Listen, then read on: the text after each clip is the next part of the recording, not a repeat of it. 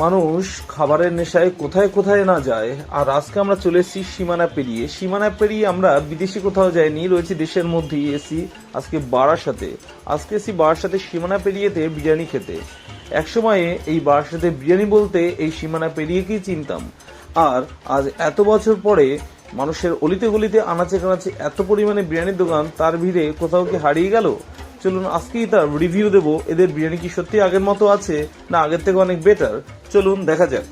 এই সীমানা পেরিয়ে হলো বারাসাত বাস স্ট্যান্ড থেকে মাত্র 40 থেকে 50 সেকেন্ডের দূরত্ব পায়ে হেঁটে, বা পলাশ হোটেলের পাশেই।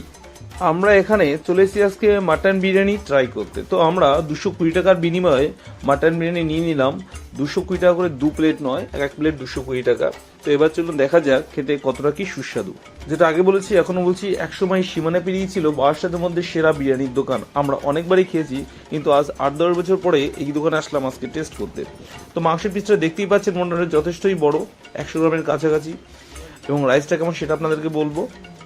রাইসটা যথেষ্ট ভালো ছিল এবং এর যে গন্ধটা সেটা দারুণ, একটু তেলতেলে যদিও ছিল।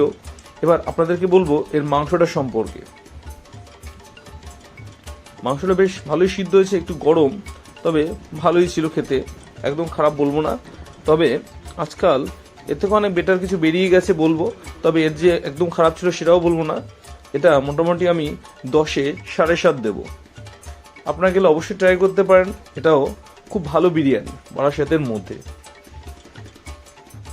এই খাবারের পাশাপাশি আমার এক বন্ধু বলছে তারও একটু খাওয়ার ভিডিও করতে ভালো লাগে, তাই তাকেও সঙ্গে নিয়ে নিলাম এবং তার কাছ থেকেও রিভিউ পেলাম।